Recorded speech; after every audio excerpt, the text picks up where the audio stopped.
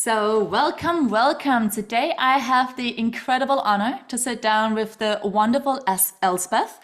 And I want to just give a little bit of a background to Amazing You because we met about, I don't know, about a month ago or so. And I have gone from knowing nothing about you to literally diving deep into incredible details about your journey, about your life in your book Lone Rider over the past 4 weeks. And so, listeners out there, I came across Elspeth at this beautiful charity event that my fiance invited me to. And little did I know that the woman who sat one chair away from me was about to be my new heroine. So without further ado, again, for listeners out there, Elspeth, you are an award-winning architect, you're an author, you're a mother, you're an incredible person. And then, of course, you were the first female rider to ride around the entire world, 35,000 miles, 56,000 kilometers, on a second-hand, and I really want to say that, on a second-hand BMW that you bought in 1979, as far as I remember. So welcome, welcome, welcome. It's an honor to have you here. Thank you very much. So let's get started. Elspeth, where were you born?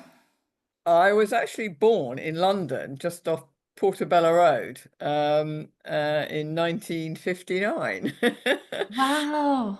So I spent the first 33 years of my life. My family home was based in London, and then I moved out in my early 30s to Surrey, which is where I live now. Amazing. And from what I read in your book, you were born and raised very much in Wimpole Street, right? Upper Wimpole Street, which is funny for me because I walk up and down that street all the time. And now I was like, that's the one. This is where she lived.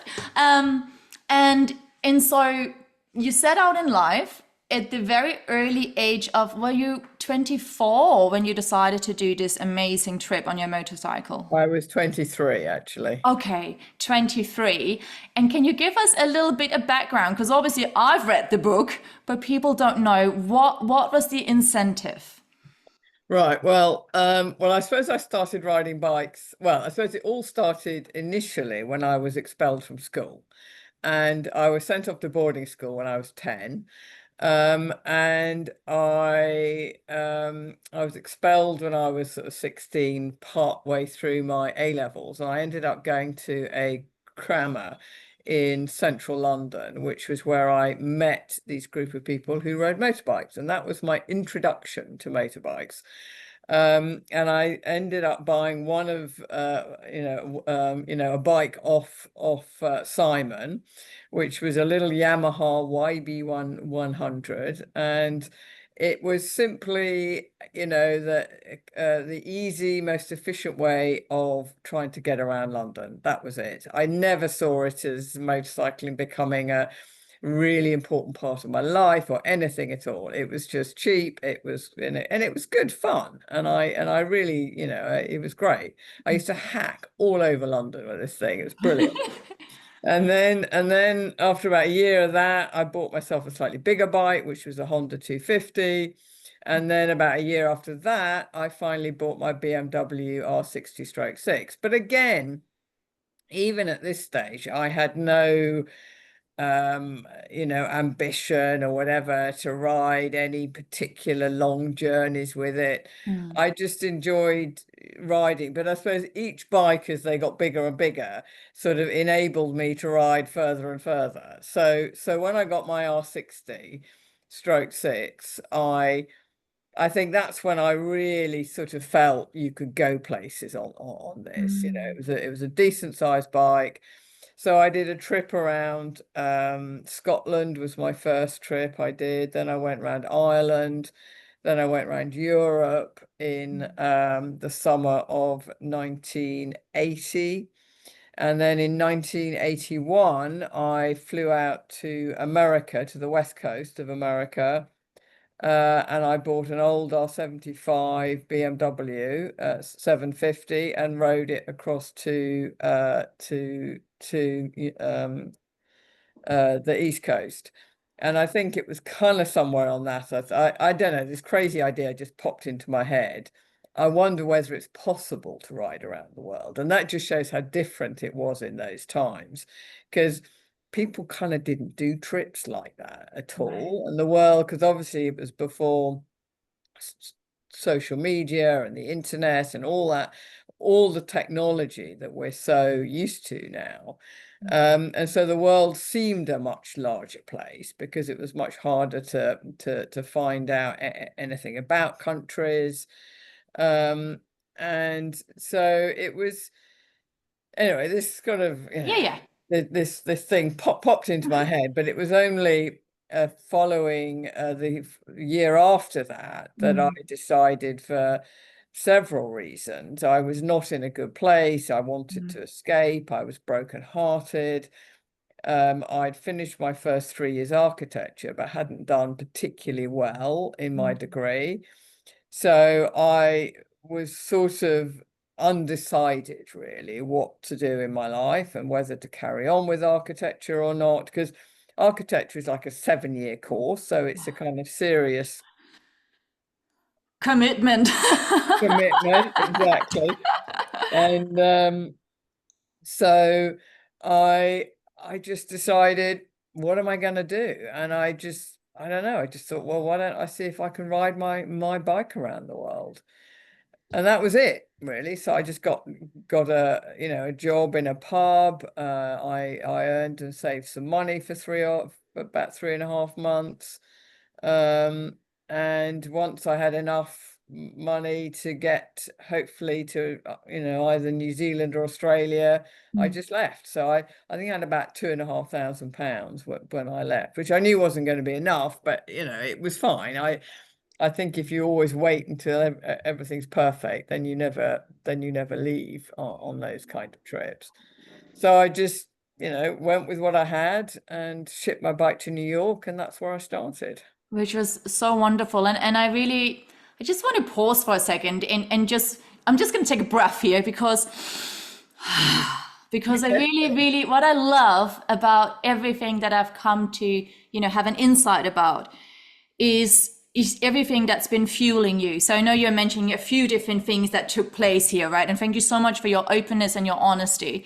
Because I think so often in life, we can look at the outside achievements and go, oh well, it's very exciting. But the point is, it's the inner achievement, right? It's no one will ever know apart from you what it was like to be you at that moment in time, right? So I also, obviously from the book, I know that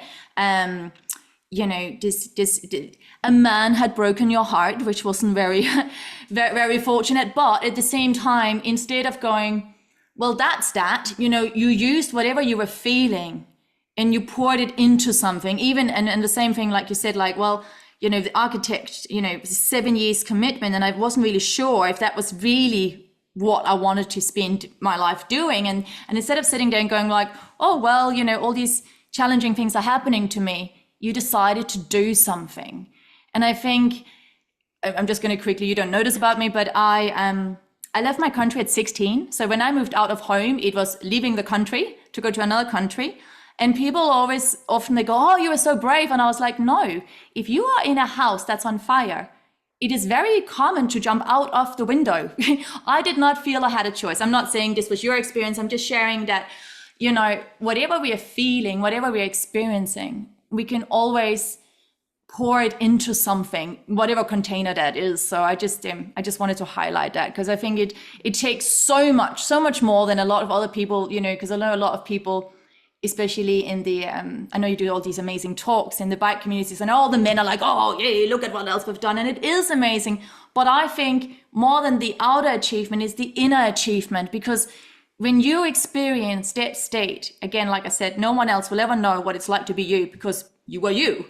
But to be with yourself and to choose to stay open-minded and to go, well, I don't know where I'm going, but I'm going to take the next step. And that next step for you was getting on your bike. Well, actually, which I love is that you ship your bike over to America first. You're like, bike goes first, then I come, right? And so I just wanted to sort of share that. I think that's absolutely incredible that you set out to do it. Yeah, I And mean, I can't say that I thought it was particularly brave at all when I right, left. It was just something, I'm going to try and do it, right. and I didn't know how far I would get. And I think partly the reason, well, there were several reasons I chose to start off in the States. Was one, it was a lot further to come home, Oh yes. which, if I had second thoughts, I don't know, in week 2 or 3 or the first month or something, it's much harder to turn around and come home. Hmm. Um, and also because I'd been across America the year before, it was a kind of known quantity, and I was pretty confident with my limited funds, I would Mm. be able to get to either to New Zealand or Australia, where I could get work and I could kind of save money for the next trip. But I didn't. I mean, I think the thing now, people sort of almost over plan to, just too much, and and in those days you couldn't plan, and literally I just thought, well, I'll get myself to New York and then I'll decide where I'm going to go, and then I'll, and it was very much I just made, I would plan the next 1 or 2 days roughly which route I was going to take, and that was it. I had no idea where I was going to stay or anything. You just stopped at places and you just found places to stay. So it was a very different, and I didn't even know whether I'd get, manage to, ride around the world or not. I had absolutely no idea. Absolutely. And it's this thing of which you also, which I loved in the book, that thing of where you said very quickly, actually, very quickly in your book, you go, like you said, I've given up on trying to plan far ahead because very quickly I realized that's just not possible, right? Mm. And this is especially like you're saying for this day and age, this is such valuable wisdom, where we all love to have this idea that we have control over what's going to happen the next minute, the next hour, the next whatever, right? And actually, like, we don't actually have a control over anything because any point at any time life can be taken away from us, and that's kind of the brutal reality we live with, right? So that's just, yeah, very juicy. I want to also highlight, because obviously there's so much in this book and we don't have the whole day, but you get to Australia, you finally get to Australia, and this was, in your book, there's so many heartbreaking moments, and then there's so many heart enlightening moments, and then there's so many funny moments, and that's what's so beautiful about this. So anyway, you get there to Australia, and there's this point where I think it was it an acquaintance of your father or something, like, an architect that you started working for, and then and after several weeks he wasn't treating you very well. He decided to also not pay you, and you find another place where you're working for this other person who's much nicer, and at the same time I think you're also working at a pub, and then you find this little place that is, I think you is it a garage or something that you make into your Yeah. own house, and again, sorry Elspeth for like relating to my own story, but I just, I came to London and I found this teeny tiny little place in Earl's Court, and it had cockroaches everywhere. And my mom came over mortified. She was like, Josie, are you cooking with cockroaches in the kitchen? And I was like, I wasn't that bothered. I was like, well, it's mine, and I haven't asked anyone for any money, I've made my own money. And this is another thing that's just so inspiring about you and your story, Elspeth. It just feels as if whatever happens, you're not asking anything of anyone, and you are, you're really, just so resilient, but also this thing of a sense of feeling proud of one's own means, and the way that you are budgeting. And it's hilarious because it was the same as me. Like, I was 16 and I was putting a budget, and I still do to this day with all my little things. And at the end of your story, at your book, where you were sort of sharing what the fuel cost, I was like, yes, I can relate. And a part of me really enjoyed that too. This thing of, really looking after oneself, and the, the sense of happiness or contentment that comes from that. It's just Yeah, I Really, mean, really. although I'd been away on short trips and I'd Mm, managed to look after myself, but mm, in my head, I'd kind of left home. mm, I had made the big step and I had right, left home and I was on my own. right. And because my parents weren't particularly encouraging about Mm, me doing the trip, mm, I was really determined I was not going to ask them mm, for a penny. right. And it also made me determined I was not going to fail. Mm-hmm. And so, it was yeah, I mean, it was a big step in life, as you say, when you moved. And so I made this little home for myself Right. in Sydney, and I got myself, well, eventually I managed to get two jobs that Yeah. paid me, Yeah. and I saved £6,000, I think, which was pretty amazing Oh, but I did work literally non-stop, all day as an architect's assistant, and then I would work all evening in a pub, and weekends I worked in a pub as well, because right. it was time and a half at the weekend. So that was good money for me at the time. So yeah, no, Right. good. But then having said that, a lot of that money actually ended up getting stolen as well, right? Some of it did, yes. And Yes. my first lot of money that I got paid, finally, after I'd worked for this architect for 6 weeks and he didn't pay me. So I walked out, Yeah. got another job as another architect's practice, but this Mm, time I'd started working in the pub. So I think I'd been given my first pay pay packet. So the first bit of money that I had mm. that I had bit that I had actually earned. And I was staying in a friend of mine's flat, um, and the flat got broken into, and they stole it all. I couldn't believe it. Oh my God. No, I know. I couldn't believe it. But anyway, you have to soldier on and carry on, which is what I did. Again, right. And I just want to, I also want to just share this. I mean, just going to highlight a few things. You woke up in hospital twice, as far as I remember, and twice actually not really knowing how you got there. And on one hand, it's thank God there are good people in the world who brought you there, right? And number two, it's also you have DNA that is stronger than a fern, and a fern is a very strong DNA already. Um, and and again, you keep going and just Well, I was so determined. I was yeah. so determined. And I think, when I left, so many people told me, well, I think everybody actually told me, you'll Mm, never do it. It's mm, impossible. You can't do it. You'll be back in, a month's time, 2 months' time. And I think all that really fueled this mm. kind of, I was so determined. I was not going to be beaten, and I And was not going to yeah, I was going to do it.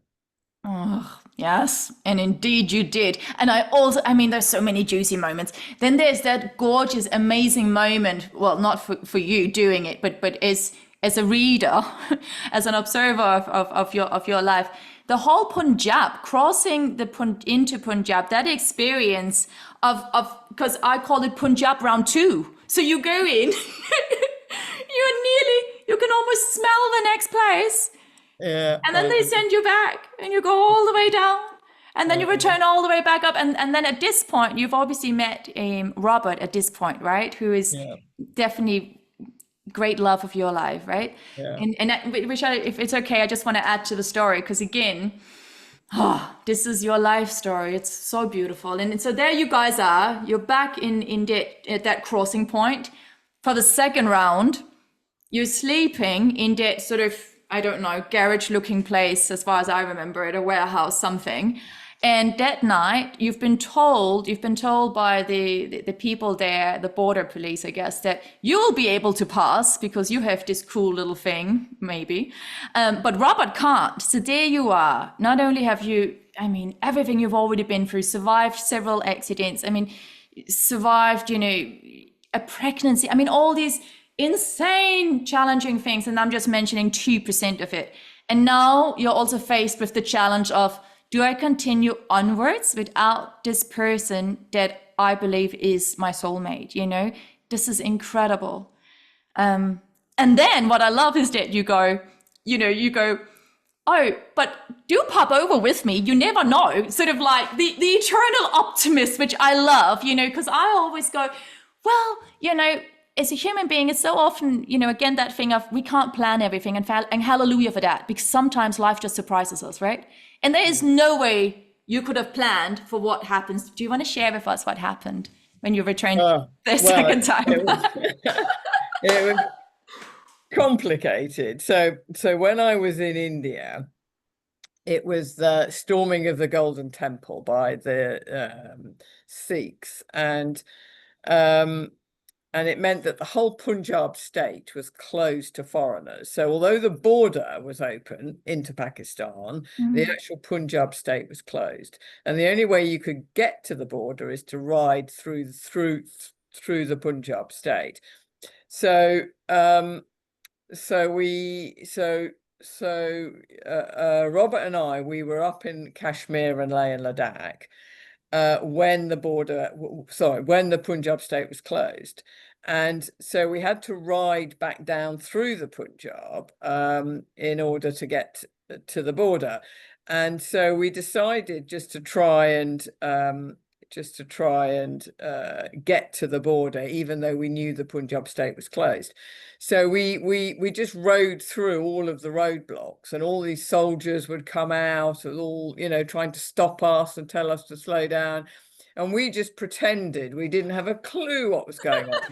And we just waved to them and smiled and whatever, but we just kept on going. We just didn't stop. So we did this all through these roadblocks, all through the Punjab.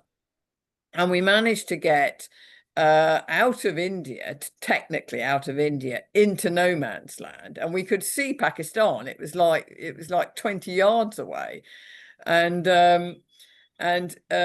the Indian officials wouldn't let us go through, wouldn't let us pass, because we hadn't been allowed to do what we'd already done. So we were supposed to get a special permit to ride through the Punjab, which of course we didn't have.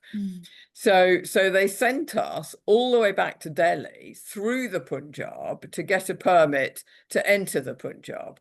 And we must have spent an hour trying to argue how ridiculous this was. And they just would not, they just were absolutely adamant. We hadn't been allowed to do it, so you got to go through the Punjab. And it was like 500 miles, I think, back to Delhi to get this permit. So anyway, long story short, so we went back to Delhi. Then we realized, after being sent all around the houses in Delhi for about a month, that actually this permit didn't exist. They'd never issued one to anybody. My visa was running out. And I just said to Robert, look, let's just try again. Let's just go to the border again and try. So we did the same thing again. So we rode from Delhi back to the border. We rode through all these roadblocks, waving and pretending we didn't have a clue what was going on and why they wanted to stop us. And then we got to the border, and we got again out of India into no man's land. And we were queuing, and well, there wasn't a queue because the border was completely empty because nobody had been allowed to get there. But when I gave my passport, I had this kind of registration document that I'd been given by a police station when I entered from Nepal back into India. I had to register with the local police station, so I had this document, and it just fell out of my passport. And so they picked this up and opened it up, and they went, permit. And I kind of went, I don't think so, but I'm not going to say anything. So they seemed to think, because it suddenly dawned on us that because Delhi had never issued a permit, these people at the border had never seen a permit. They had no idea what one looked like. We could have just made anything up, and they would have said, "Oh, permit." Anyway, so I had this piece of paper, which was why I was allowed to go through. But Robert, because he had a Dutch passport, he wasn't required to get this kind of registration thing from the local police, so he didn't have one. So they said, you can go through, but not now because it's 4 o'clock and it's tea time, and then we're going to close the the border anyway. So come back in the morning, you can go through. And they pointed at Robert and said, you can't.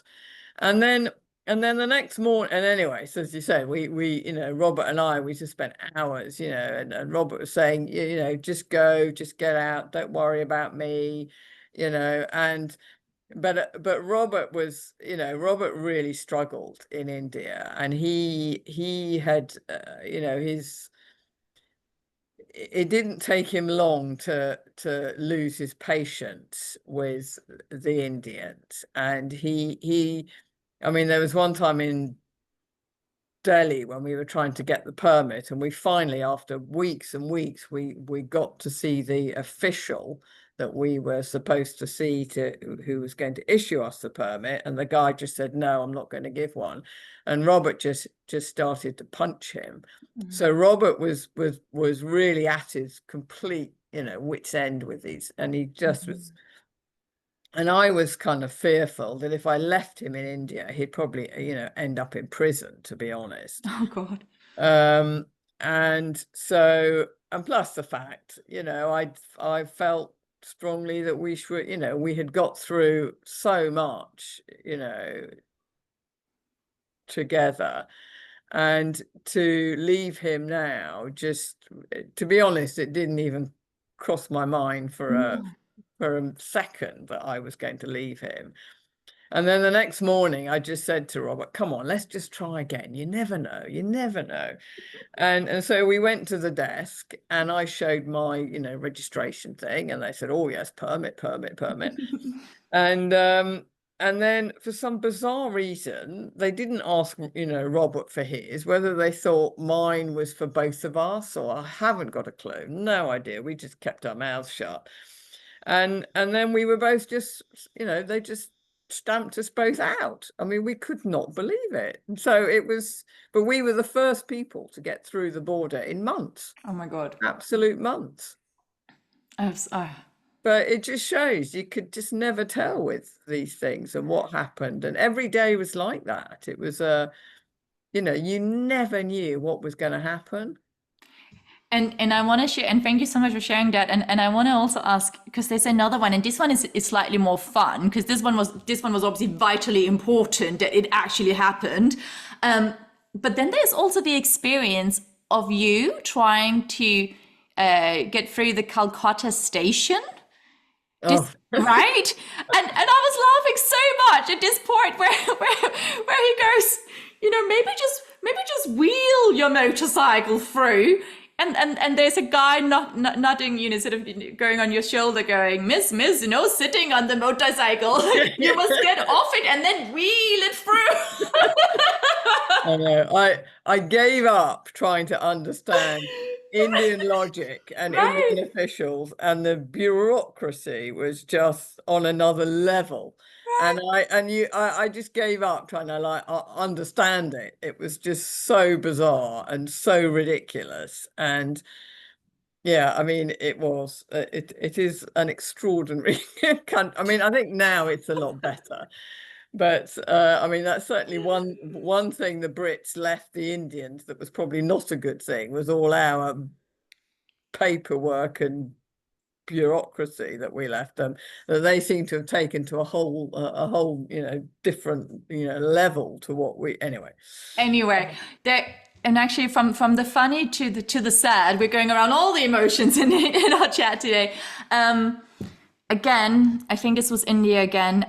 There's this moment where you're on your bike and you see this man with a little girl coming towards you, and you actually mentioned that you get this gut feeling, and I seem to remember that he was in a white tunic or something. I feel you mentioned that, and you get this gut instinct that something isn't right.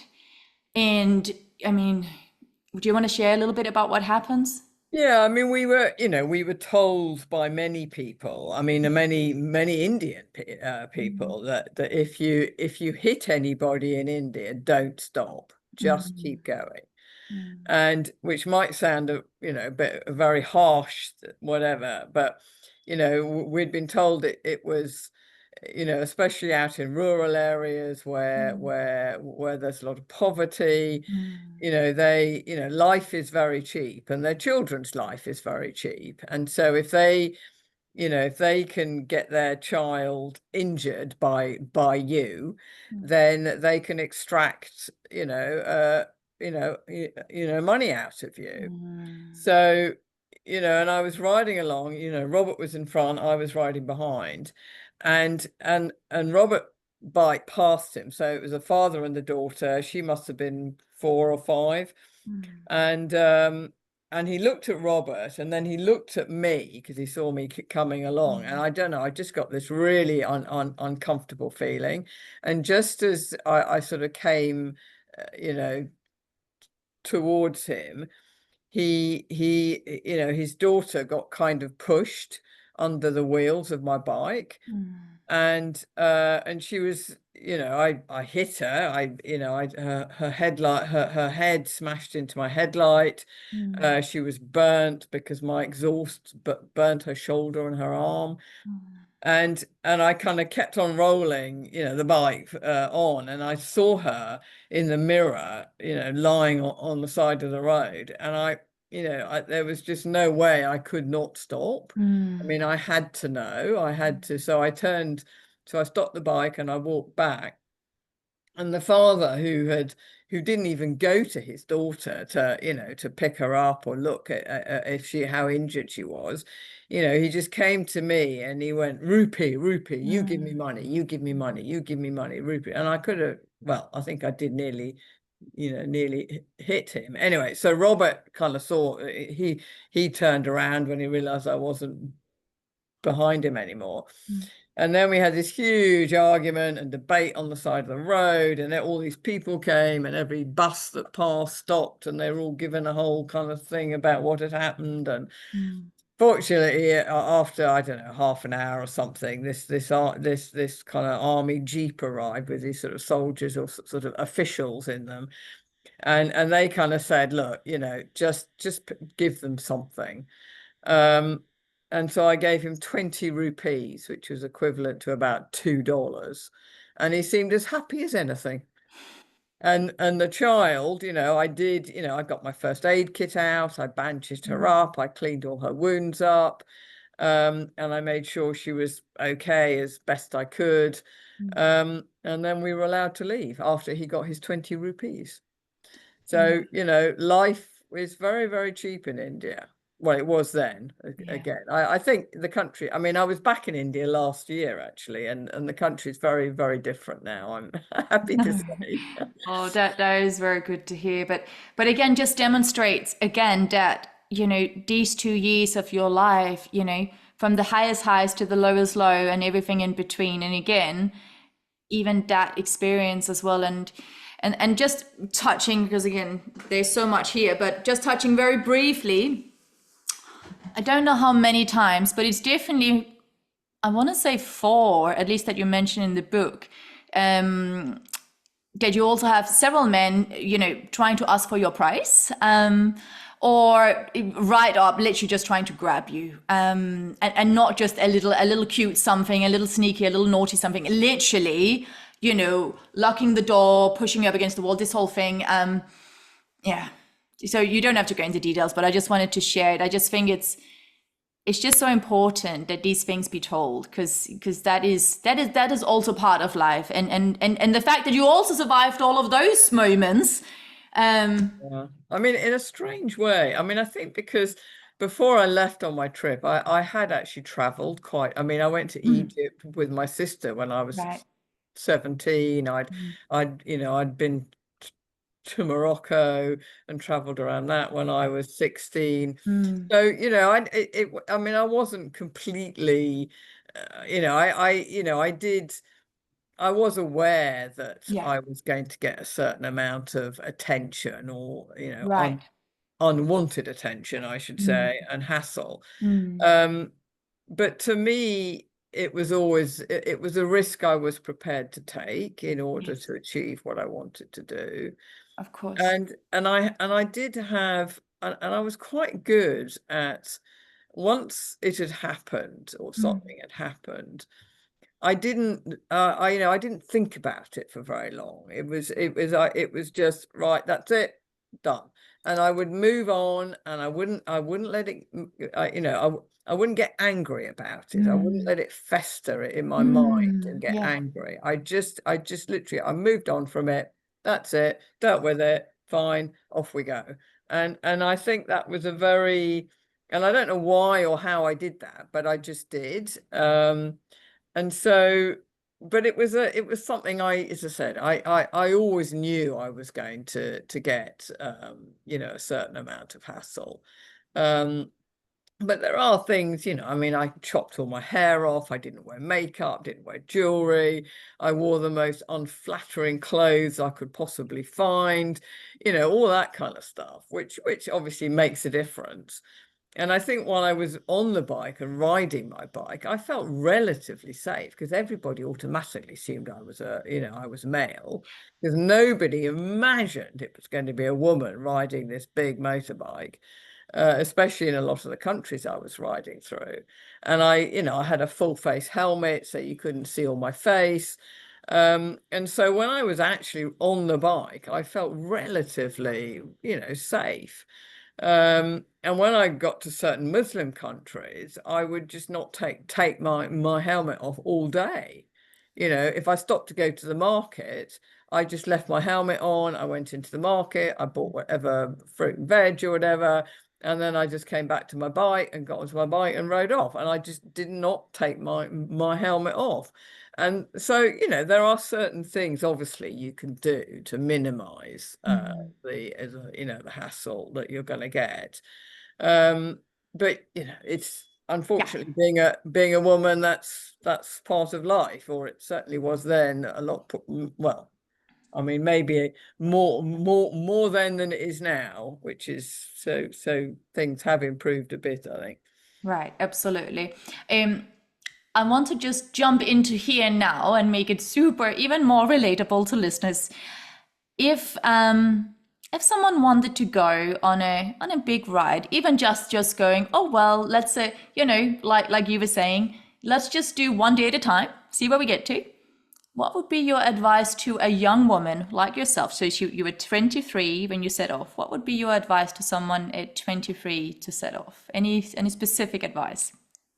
Well, that advice I've just given, just be very conscious of what you look like and how you appear to people. And I think one thing I always tried to do when I entered a new country, when I got to a new country, I always spent the first 2 or 3 days observing, seeing how the women dressed, how they were treated, how they just their whole body language, how they and I think, if you can try and fit in the best you can and not stand out, that certainly makes a difference. And obviously just be sensible. I never used to ride after dark. I would always try and find somewhere to stay or pitch my tent um, before it got dark.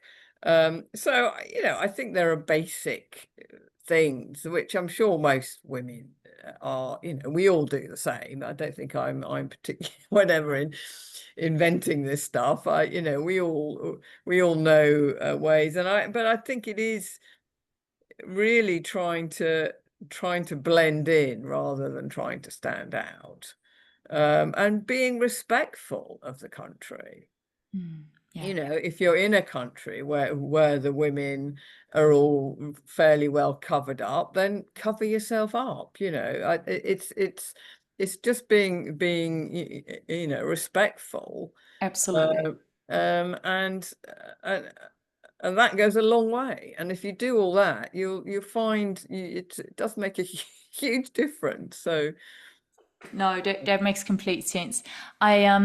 I want to just take us forward in time now again.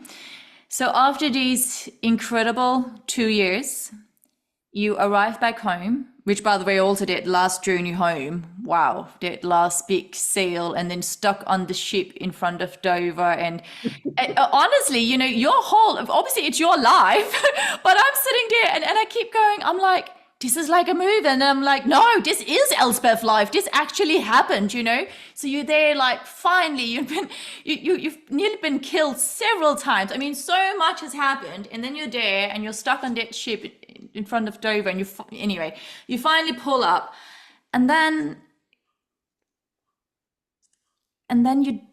you put all of your journals and your tapes, because you were sending home tapes to your parents, you mentioned, and you put them into a box.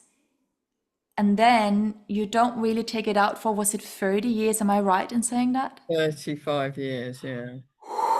So to listeners out there, here's the surprise moment, right? For 35 years. And it also takes about, is it 6 months where you don't actually wash your bike and you don't take her out riding? Because it's that thing of, if I wash off all the little insects and all the little dirt, it's like I'm washing off the journey, like the memories might disperse somewhere. Yeah. You Well, it know, was incredibly difficult coming home. that's it. Really difficult to, I'd had this incredible experience where, it had totally transformed my life. Mm, And an incredibly intense experience. Every day mm, on the road was just trying to survive, trying to sort out problems, trying to fix your bike, trying not to get ill, trying not to get killed, and it was this constant, you really kind of lived every minute of every day. mm, And having done that for over 2 years, to mm-hmm, suddenly come home mm-hmm. and everything at home is like really easy, and Right. and it's actually really quite boring, and Right. and nobody's in the slightest bit interested in what I've been doing, or my journey, or any of the things that have happened to me. They are just not interested at all, which of course now you look back and you thought, well, I mean, I can understand it, I suppose. And I think also because people didn't really travel like I did in those days, it was impossible for people to actually relate to it. Explaining to them, oh yes, and I was in the desert and I hadn't seen a person for like 2 days, and it was all, and there was no road, and I broke down and I didn't have any water. They go, oh yeah, oh really? Oh, that's a shame. So but it's not really, but then why should they? But I suppose when I got back, I was so desperate to kind of tell people what I'd been doing for the last over 2 years. And in my mind, I thought they'd be interested, but of course they weren't in the slightest bit interested, which was kind of fine. It didn't, it was, I mean, I didn't mind, the bike press and all that and whatever, not having any interest.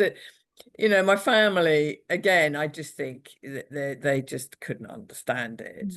And Mm. my mum, she just thought, right, now you've done that, now you can, now you can settle down and be a normal person, Yeah, yeah. Be be like, like.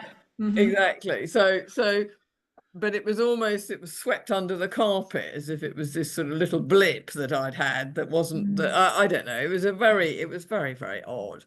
So yeah, I basically locked myself up in a basement for 6 months and barely spoke to anybody because there was nobody I could talk to.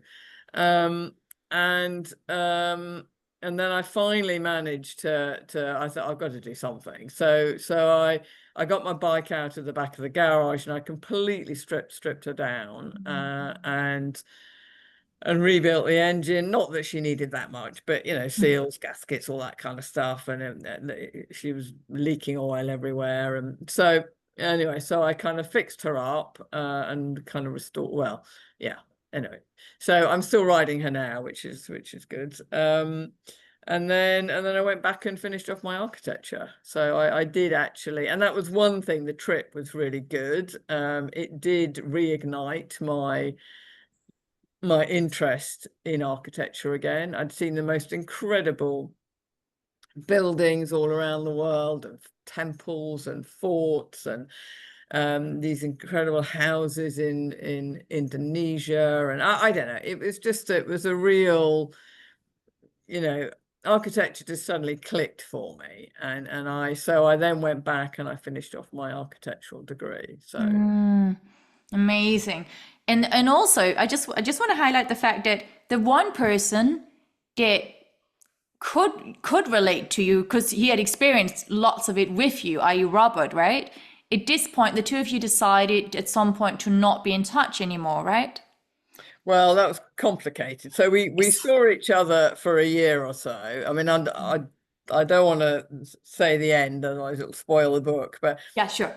But yes, for various reasons. Yes. I mean, we sort of continued to see each other for a year or whatever, but for various reasons, we decided. Well, I didn't. Anyway, the decision was taken that we that we wouldn't see each other again. So we never did. We never did until the early, yeah, sort of 2000 and can't remember. In the early 2000s, I got news from Holland. So Yeah.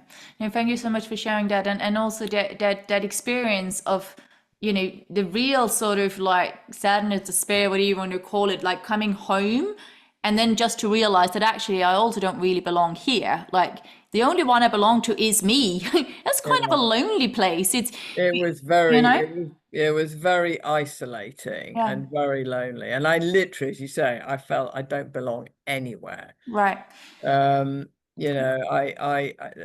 just, and in fact, all I wanted to do was get on my bike and go again. Right. No, Just to carry on all the fun, and it wasn't all fun, but yeah, yeah.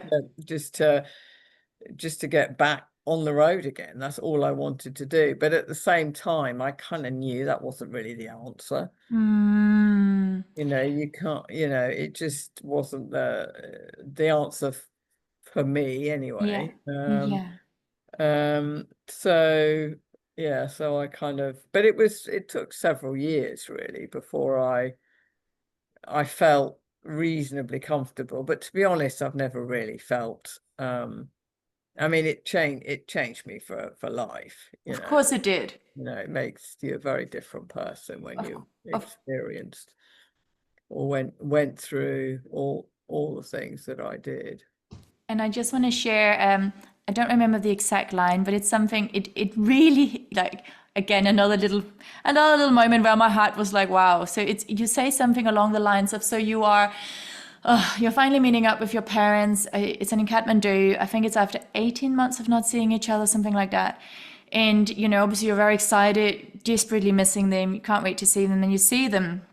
And, again, like you mentioned so gracefully, your parents being gorgeous, well-meaning parents doing their thing, but obviously not really, they haven't been in your shoes. They haven't experienced what you've experienced. And so you're there going, do you want to see my bike, right? And your mom's sort of going, oh, Elspeth, they wouldn't want to do, and this thing of, and so you're there and you say something along the lines of like, just, a thought to yourself where you're like realizing that I didn't belong anywhere. I didn't belong to my family. I didn't belong to, the fellow travelers. I didn't belong to the locals. I belonged nowhere. And then you have another line in the book as well, something along the lines of loneliness is a high price to pay for independence. Mm. And I think these are the things that often we sort of skip over because we're like, oh, look at what she did. And it's like, yeah, but that's that's a big thing. That's a big experience. I want to then also call in that so you came back, you've finished your architect studies, which is absolutely incredible. At some point, you get a phone call from Alex, your friend, who Yeah. sort of, and that you also, and I love how you also in your book, I love how you recognize all the patterns that took place in your life and how each person had their own character. And so you go, Alex because of Alex, his arrival, his scenes in your life, he sort of pops up again and goes, hey, there's this amazing tower. I think you're gonna love it. And you drive out and you see it. And obviously, I know listeners can't see it here, but you're sitting with, beautiful photos of the tower behind you, I'm assuming, right? I have actually, yes, there. Right, that's it exactly, right? Yeah.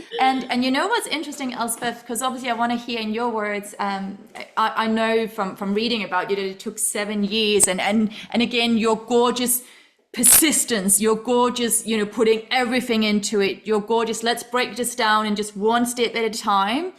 But I also know that the tower, whether you're into tarot or not, but the tower actually, it represents big changes. Normally when you get the tower, it's like a huge change again.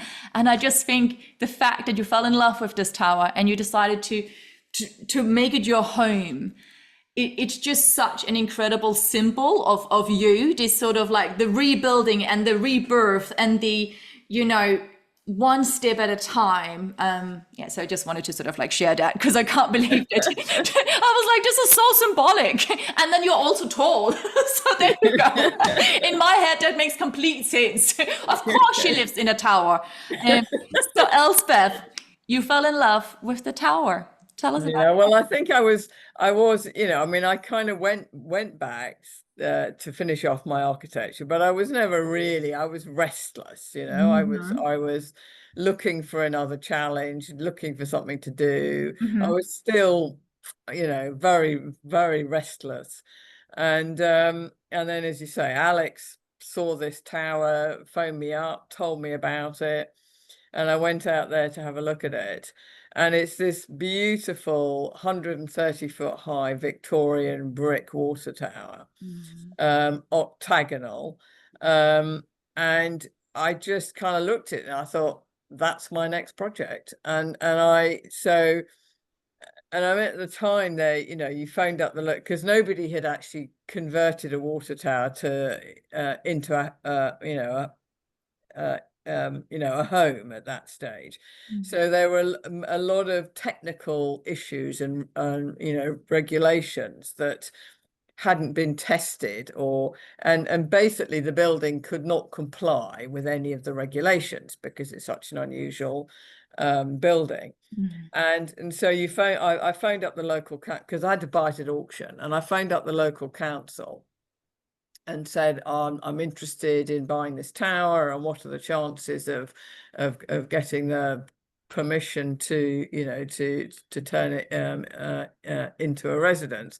And they basically said, we'll never give you planning to turn it, we'll never give you planning to convert the building and give you the change of use, because we cannot see how you are ever going to get over all the regulations, all the building regs, means of escape, fire, all overlooking. They just came up with problem after problem after problem after problem. And I can just remember thinking, you don't know what problems are. You have absolutely no idea what problems are. And I just thought, I'll just deal with them. I don't know how. I don't know how I'll do it, but I'll just deal with them. So I bought it at auction, and I then started a 1.5 year fight with the local council, who did turn me down. And then I had to go to, appeal to the government, and I got the decision overturned. And after a 1.5 years, I was finally able to start work to turn it into my home. But I can just remember thinking, don't tell me I can't do something. And it was that, and I think that is something. It was probably one of the best lessons I learned from the trip, was that actually you can do anything if you set your mind to it, and you are absolutely 100% convinced that you are doing the right thing. And you just have to just persevere and keep on going and find and just. And you can actually do anything if you have that sort of mentality. And it was the trip that gave me that way of thinking, and that there was nothing I couldn't do if I wanted it. And I was prepared to work hard, to make sacrifices, to, and just to not give up. And so, and then after I'd spent a 1.5 years fighting the council, and I got the planning and the listed building consent, I then spent the next 7 years building the thing. So, it was not it was not an easy project. But, I still live there now, 30 odd years later, and I still love it. And it's a great place to live. And so, but, it was good. No, it was another moment where I'm just gonna go. And I love this thing that you just said, because it's so important as well that we have this thing, we have to want it. It can't just be a little flimsy something, oh, that'd be kind of nice, because life is going to test us and there's going to be lots of challenges. And if you don't want something enough, you're not going to stick at it. Of course you're not. And that's okay. But then find something that you do want enough. Yeah, and you might, and and all you will find. I mean, my experience is that when I embarked either on my round the world bike trip, or when I bought the tower, or was thinking about the tower, everybody around you is so negative. It's all kind of, oh, you never do it. Oh, it's really difficult. I don't know how to do it. It's all just negative, negative, negative. And I don't know why people are, they should be encouraging you, but they don't. And it's almost, I don't know whether because they don't think about doing it, or they don't have the courage to do it, or whatever. They don't want you to do it. It's really bizarre. And so you have to be incredibly, you have to kind of ignore all of that and just not listen to all this negativity that you can sometimes get when you want to do something that isn't the norm. And I think so there's that, and I think and you cannot for like a millisecond, you cannot have any doubt at any point during the whole time. You have to be so focused and so convinced that what you're doing is the right thing, and just, as I said, just not listen to anybody else and just keep going. And if you do all that, you'll get there. 100%. And there's also a point in your journey that I'm not going to reveal here, but the one. So you are in your tower, on your tower. We're not going to go any more deeper into that, but where you really, from you to you, highest version of Elspeth, where you say that to yourself, where you're like, I've been in this situation before, and what did I do? How did I deal with it? And you broke it down. And again, like I really think that from everything I've heard about you so far, your greatest achievement is really overcoming yourself, overcoming every single doubt within yourself, and getting to this point that you're talking about now, and that you also mentioned at the talk and that night at the charity event, where I was like, yes, and you were like, I have come to a point in myself where I know that I can do anything I put my mind to. I feel I can do anything, I can get through anything, and I think that's just, and I know I can because I've done it. Exactly. And this is why people need to push and test themselves sometimes a little bit more. 100. Because they'll discover they can do so much more than they ever imagined they could do. 100%, 100%. And actually, again, ta-da-ta-ta, another surprise moments for listeners out there. So after you've come back, you've bought the tower, you're now an architect, a whole new life has arrived, you have created. And then I've got a date here. What is it? 2008. You're contacted by a journalist to write an article about finally 2008. Bearing in mind, listeners out there, Elspeth, you returned in 1984. And then in 2008, that is a very long time, very long gap. It took a very long time for the world to catch up with you. You're contacted by this journalist who asks if you can write an article about your trip. And it comes, it's online, motorcycle, something online. Sorry, I don't remember the whole name. Yeah. And then someone in Hollywood reads that article online and contacts you, and you and flies you over, I think, to Hollywood, and you have a chat. And then at this point you go, I think I should write my own book to make sure matters. This is how it went down, right? Which is so beautiful. So tell us about that, because again, you never did any of this to be famous. You never did any of this to be like, oh, look at me. You're like the most humble person I've, you know, Well, I mean, even now I'm you know? slightly bewildered why people think it's such an amazing thing that I did. Because for me, it's just something I kind of did. Mm-hmm. I got home, nobody was interested. Well, that's okay, whatever, put it away. Right. And then, as I say, there's sudden this email out of the blue from this agent in Hollywood who wanted to buy the rights to my story to make a film. Was just, completely bizarre. Um, and I did when I went out there. I can't, well, it was partly because I hadn't read any of my diaries for 30 odd years. And they were asking me all these questions about, well, what did you do here? What do you, who did Yeah. you meet? And I'm going, I don't know. I can't remember. So, but I also felt that they already had a kind of film in mind Mm. and sort of attaching me to it, whether it was actually going to be my story or even part my story, I don't know. So I thought, that the starting point is to write a book. So at least there's a accurate, true story of what happened and my journey. And then if and as and when or whatever, if a film is made, then at least there's the book which can tell the real story. Because I think any film is going to be a slight whatever of the story. It always is. Of course. Of So course it is. and it was writing the book was an incredibly interesting process.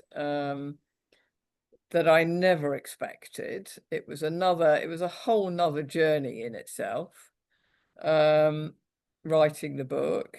And I think it was writing the book made me realize how much the journey had shaped the rest of my life, which I kind of never had. I mean, I kind of did, but I'd never really thought about it.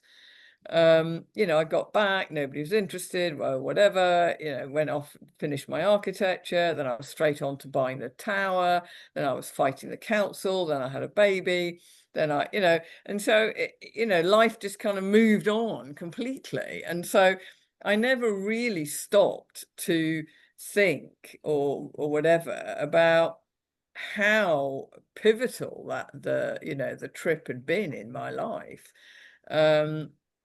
And how it sent me off down the road that I eventually took.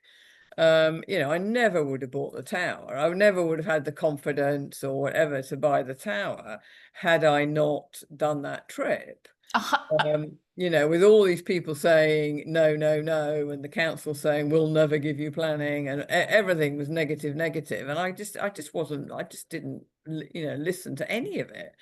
And so and then the tower, that kind of in it, because then I won some awards for the tower, and then that enabled me to start up my own, architectural practice. So everything had a knock-on effect, and it all stemmed from, from my trip. So yeah, it was but writing the book made me realize just how much the trip had changed me and made me very much made me the person that I am, and enabled me to do all the rest of the things that I've done in my life. I love that so much, and I think it's also so beautiful. It's beautiful that that box with all your memories and everything was sort of put at the back for all those years. And then, kind of like, because I always, we always say everything happens when the time is right, right? But we can also say everything happens when we are ripe, Like, Yeah. as a human being, we are always evolving and we mature to the place where we're supposed to mature to when the time is right. And the fact, that you have the ability and so sort of not relive it, but have this relationship with it again, because now, the journey is unfolding again, right? And Yeah, and I think because so many years had passed, like 35 years had passed between getting back and writing the book, yeah, in some ways it enabled me to be very open and honest, because it was almost as if I was writing about somebody else. It yes, was like a younger Elspeth, right. and it was like a different person. And Mm. so it was, I was, able to be very honest about how I felt about my parents' attitude towards my trip, about the people I met, about the relationships, about the stupid things I did, about, like we all do stupid things, but as long as we learn from them, it doesn't matter. And I'm sure if I'd written the book when I just got back from my trip, I wouldn't, it would have been a totally different book. Ah, And I wouldn't have kind of admitted to most of what I admit to in the book, having done. That was growing up, that was learning, that was becoming, that was just, it's just life. absolutely amazing. I absolutely loved it. But I think it's especially again because we live in such a fast-paced world these days, right? Anything you want, you can kind of have an idea and you can kind of, whether it's food that you want or a friend, the gap between having a desire, having an idea, having a, oh, this could be nice, and then actually receiving it is quite short, right? There's not much of a gap.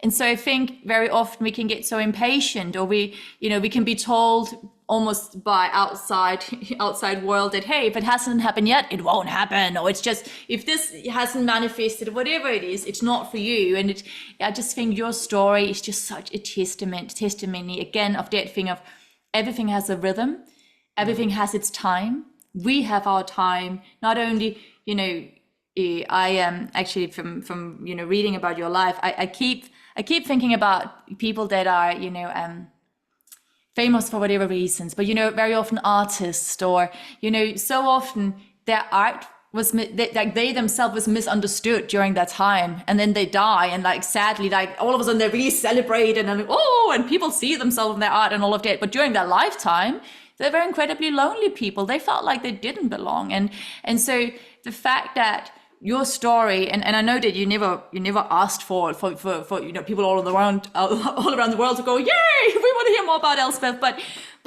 it still makes me really happy to know that at the time when I guess all you were actually looking for were just a sense of companionship and a sense of people at least wanting, giving you a listening ear to your story, and all of the motorcycle businesses were like, no, we're not going to support or sponsor anything. And all of the magazines, no one was interested. And then your family, bless them, also couldn't really understand, or, and friends, etc. And so it might be 35, 40 years a little late, but at least now, you know, at least now, your story is out there and hugely inspiring. I want to ask you, Elspeth, how does this feel for you? So, because knowing, as much as we change, we're still who we are to a certain extent, right? And you call it restless. I'm incredibly restless. I am always like, ooh, there is this and there is that, and I want to ask. So you're 66 now, is that right? Yes. Yes.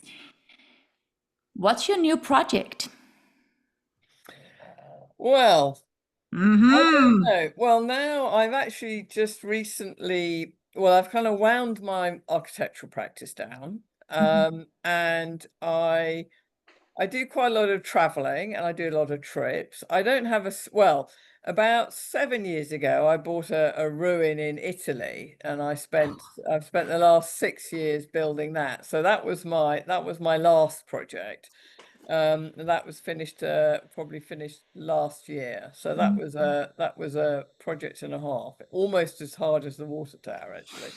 Mm. Um, so I've got this place in Italy now, which is great. I love it. It was an old, ruin with a chapel attached to it. Wow. And it was totally, I mean, it was completely derelict. Nobody had lived in it for 80, 90 years or something. Wow. And it's completely falling down. So I spent I spent five years restoring it. Wow. And so that's been my latest project. So I finished that, as I say, last year. Now I've just wound my architectural practice down, and I just do more motorcycling, more traveling. And I can't say I've seen my next project yet, but you never know. It's probably something out there waiting for me. So 100% it is. I absolutely know that. And I think, again, knowing that about oneself, right? Knowing that we need a little goal, we need a little project, we need to pour ourselves into something, because that's what it means to be alive, to feel alive. And so, yeah. Elspeth, my lovely lady, is there anything else? Because I could sit here all day, any day, but I feel like, listen, you've shared so much with us.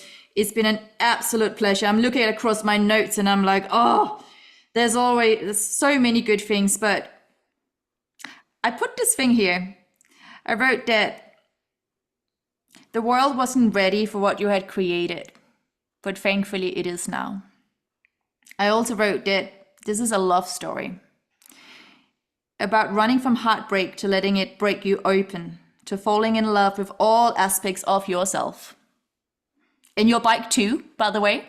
Lots Yes, of love to the absolutely, bike. absolutely. Because I think this is, again, such an important thing, We are always in relationship. And I know, obviously, you're an architect, so you get that. You get that so much. We're in relationship with everything around us. And the love that you've poured into, buildings and your bike and yourself and your life. And it's just very beautiful. And thank you so much for letting us have a window into your home today.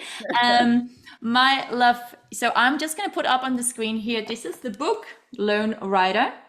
And throughout the last 4 weeks that I've known of you, I have recommended to every single person I know. It is my new go-to. It is my new Bible, if ever there was one.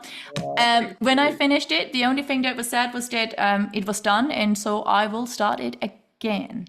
Elspeth, such a joy. Stay on the line just for a second. And to listeners out there, thank you so much for being here.